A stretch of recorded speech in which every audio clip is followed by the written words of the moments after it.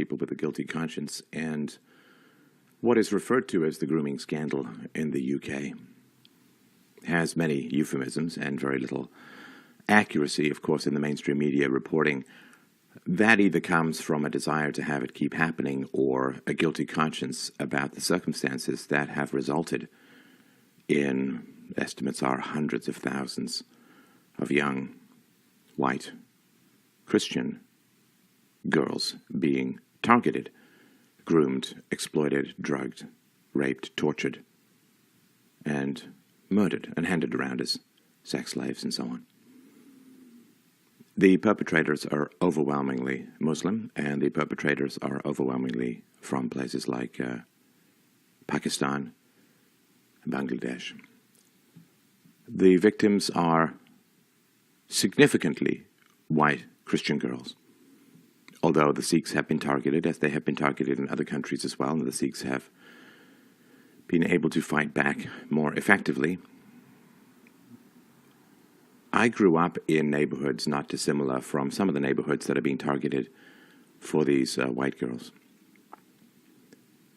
And I wonder so many things about this whole question. And it is such a fatal stab into the heart of England and of British culture, a culture that fails to protect its children, that enables, in many ways, and almost encourages, through turning a blind eye to this kind of predation, a culture that fails to protect its children from being destroyed physically, emotionally, and sometimes even in terms of their life, that fails to protect its children from being raped to the point of becoming infertile.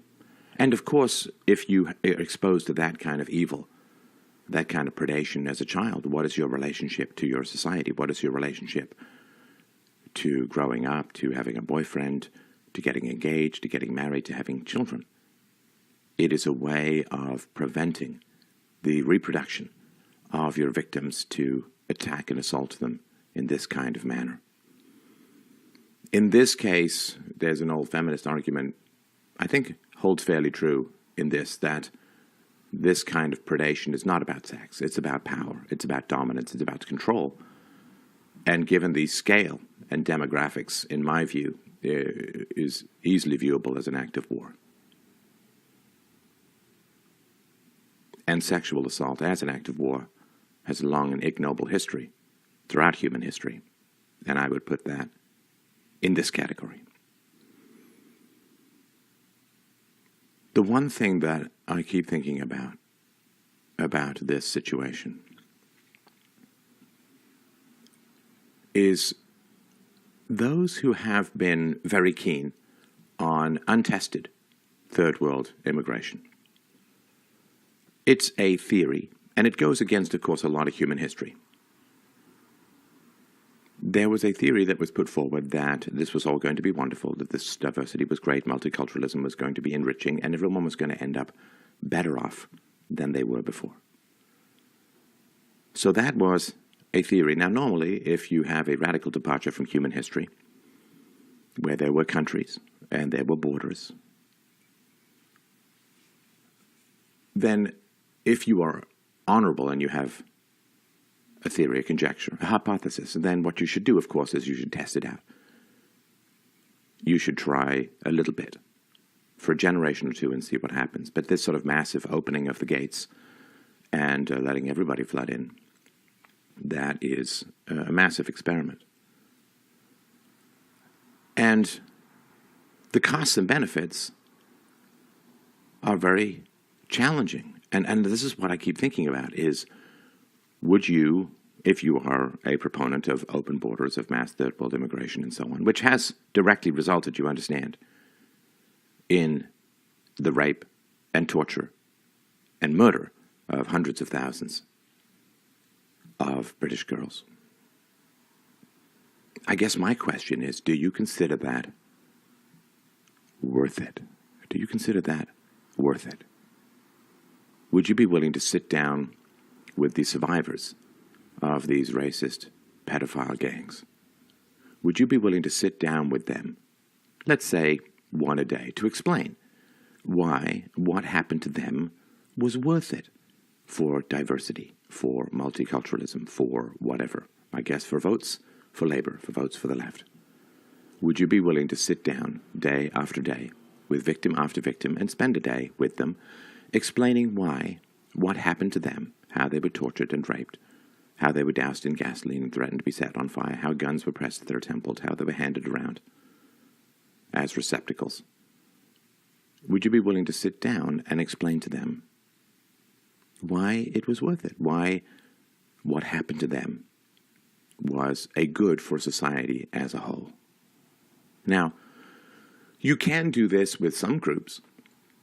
If there is an invasion of a very destructive group, an army, a literal army, and young men are called to fight, to defend the country. Let's say Nazis are coming in. Well, then there's going to be a lot of death and maiming and wounding and horrors and so on. And you may, of course, be able to sit down with the young men and say, what you suffered was worth it for society as a whole because of this. Now you are honored, your sacrifice is respected, you get ticker tape parades, you get pensions, you get medals, you get honor. Young men who fought against a desperately destructive enemy. It was worth it, and we're sorry that you had to do it, but the end result was the salvation of the country and the repulsion of the invaders. But we give you all honor. Your widows get pensions. Your children can handle your medals and look back in pride at what you did to save the country. But surely we don't draft the vaginas and anuses of little girls to be sacrificed to the altar of political correctness. We don't do that as a society, do we? We wouldn't draft little girls to fight.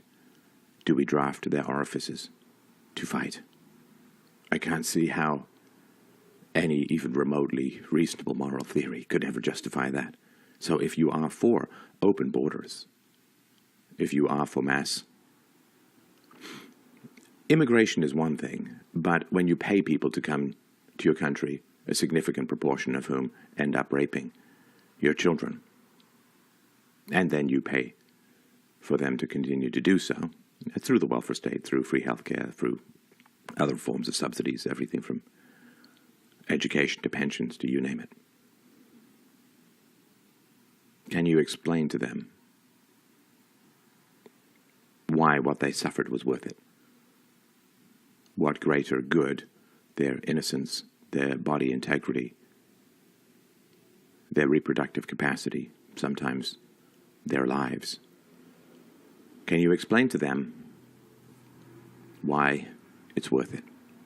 Why what they suffered was worth it for your theory? And I think this fundamental question is what is driving this aversion to talk about it. Because there are people who don't want to look at the actual results of the theory. I also wonder, the Sikh community was quite assertive/aggressive in trying to deal with this problem. They had some historical experience with it, and I massively sympathize, of course. And I wonder, we probably will never know, but I do wonder how many of the children who were drugged and abducted and groomed and raped and tortured and murdered, how many of them came from fatherless homes? Because it's hard for me to imagine how fathers could, I don't know, bleat to the police who do nothing and then not find other ways of dealing with the problem. Move away. Find some solution. Raise a fuss. Have a march. I could even, though I don't condone it in some ways, I even understand how they could take matters into their own hands in other ways. But some of the earliest examples of these sexual assaults, rapes, upon children occurred in the mid-1970s, and what recently came to light in Telford has been going on since the 1980s. It's decade after decade of the enabling of just this kind of predation. And those who are vile pedophiles have joined with these gangs, even if they have different religions, even if they have different demographics, because these gangs have been given carte blanche to rape and torture and murder children. Now, the media, of course, has a lot to do with this, and there have been some elements of the UK media that have been trying to bring this to light. But as a whole, it's not what happens, it's the story about what happens. I don't go as far as Hamlet saying there's nothing good or bad, but thinking makes it so. But how the media frames these kinds of incidents has a lot to do with society's power to deal with them in an effective manner. And the media, of course, a lot of times will put the spin on, well, if arrests of a particular demographic or religion are very high, then this must be evidence of prejudice and racism. The fact that it's almost exclusively Pakistani Muslim men who are almost exclusively targeting young white British girls, you think would be evidence of patriarchy, sexism, racism, fear of the other, rape of the other, killing of the other. That would be, of course, a logical consequence of leftist theory, but leftist theories are not designed for logical consequences, but rather of firing up the jetpack that burns the future of the young in order to rise someone to a position of power. And the media would do what if these gangs were exposed? If these gangs were exposed and had been exposed from early on, it might have had... See, the real third world opening of the floodgates did not occur as strongly until the 90s. Now, if since the 70s and in the 80s, if the media had been exposing and talking about this, then there could have been a pause put on immigration from everywhere. Something could have been done. There could have been an earlier Brexit. There could have been an earlier desire or capacity to change refugee laws, to change immigration laws, if this had occurred. And the fact that this did not occur, it can't have been because the parents didn't care, and it can't have been because the children didn't care, and it can't have been because societies as a whole, communities as a whole didn't care. And so this didn't occur because everyone was afraid of the media calling them racist, even though Islam is not a race. Or, I guess, since the 90s when the hate speech laws came in, everybody was afraid of going to jail for speaking facts and demanding solutions. But because there was this cover-up from the police to the governments, to the media, to academia, to everyone, it seems, then there was no recognition of the need to talk about third world immigration.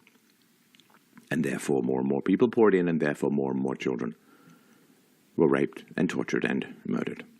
This is directly causal. This is directly causal.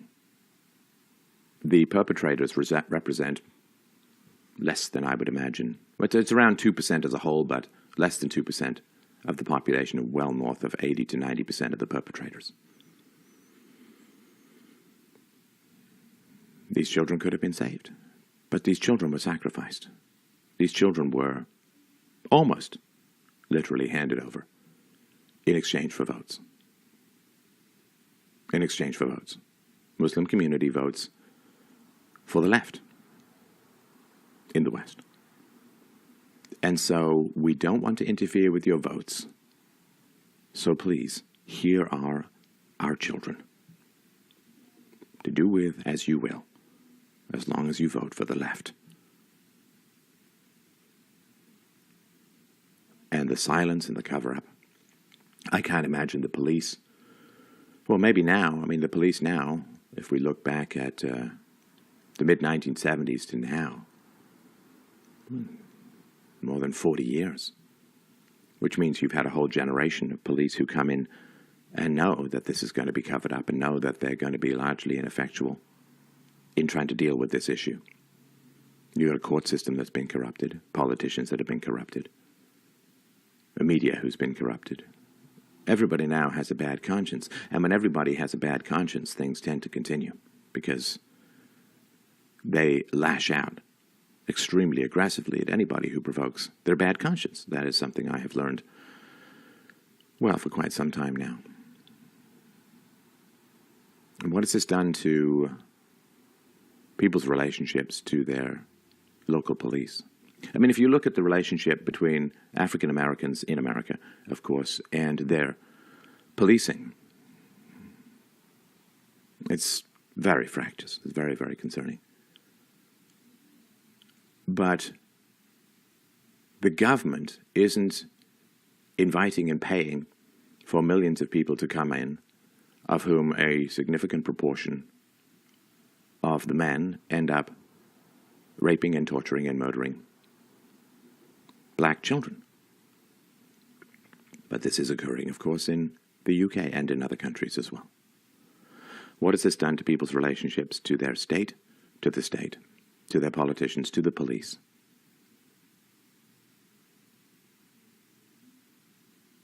And what has it shown to people when you have a small minority of a population that I guess people are scared of, and therefore they are now exempt from laws?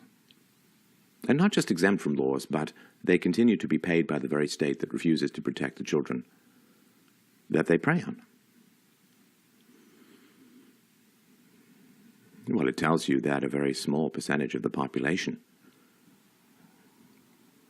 can exclude themselves from the law. And I'm not just talking about high-level Democrats in the U.S., but a very small percentage of the population can effectively exempt themselves from the law through a variety of threats, both explicit and implicit.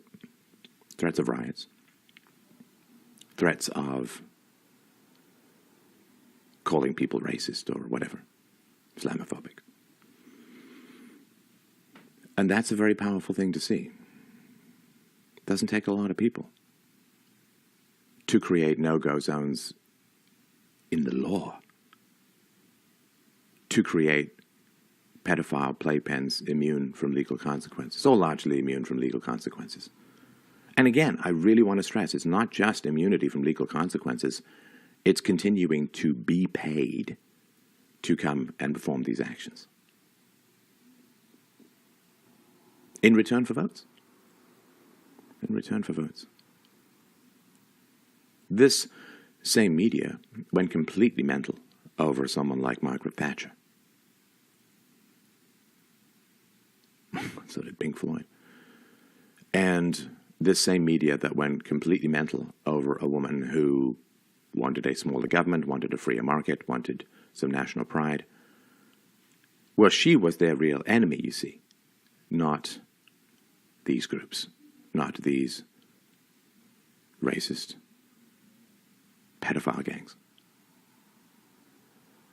Now, the last thing I wanted to mention was feminism. Feminism has, of course, been talking about rape culture and patriarchy and women and children and girls as victims for decades and decades and decades now. And you can go to the leading feminist sites, Jezebel and others, and you can go to the leading feminist sites and you can type in the word Jezebel. Sorry, you can type in the word Telford.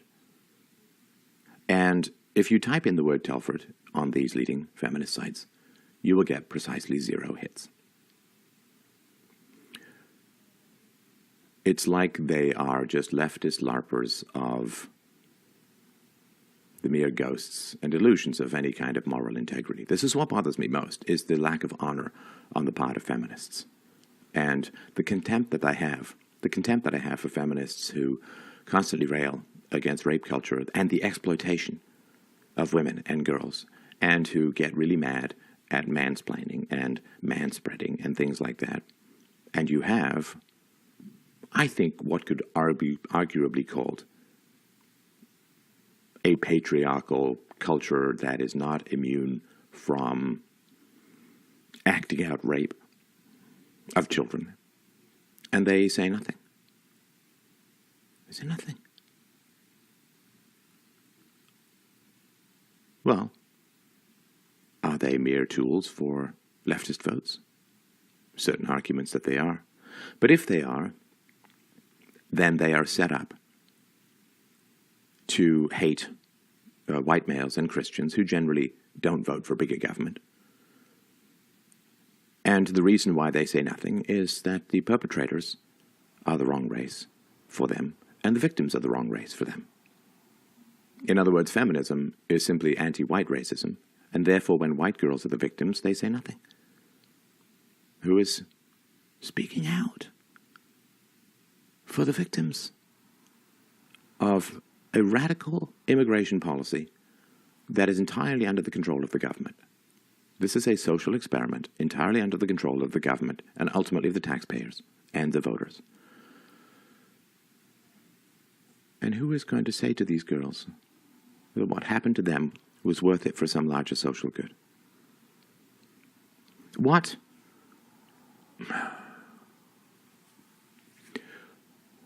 satanic social theory do you have that requires the rape, mutilation, and torture of little girls? Does that not give you any pause regarding your theory?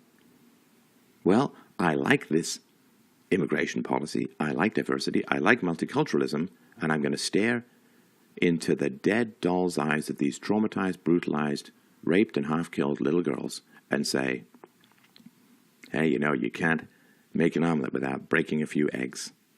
Sometimes, literally, I assume, in this case. What if feminists say nothing?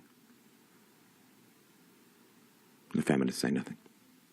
What are they doing? Where are their hearts? Where's their compassion? Where's their empathy? Where's their morality? Where's their decency? Where's their honor? It's soulless. Vicious and horrifying beyond words. Like, it's one thing to be traumatized, but it's another thing to be ignored by the police, by the media, and even when the facts come out, to then be ignored. I can't follow this line of thinking. I can't not empathize with the little Sikh girls, with the little Christian girls. I used to ask myself, what is wrong with these people? What is wrong with these people? Like a genuine question.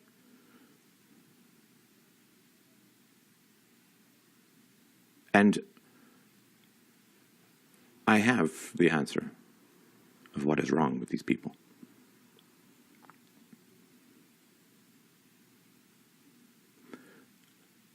The world is at war between the makers and the takers. Those who produce and those who use the power of the state to strip that production to take for themselves. Being an addict, a parasite to other people's productivity means you must dehumanize the productive. And there's a battle between those who get up and go to work every day and those who are raising their children and working hard, and between those who have a lot of time on their hands to cause trouble, to make waves, to propagandize, to protest. And it's an unfair battle. It's an unfair battle. Because those who have children and those who have jobs, they're busy. We're busy. We're busy. We're busy. We're busy. We have very little time to push back against the endless mosquito vampirism of those who prey upon our productivity. We've no time. You have a job. You have kids. You have very little time left over. But if you're sitting around on government money, you have lots of time. If you're a student, you're taking some useless degree funded by the state, you've got lots of time. Lots of time. And massive incentive. And this combination of extra time and extra incentive is why things are falling apart. Why the center cannot hold.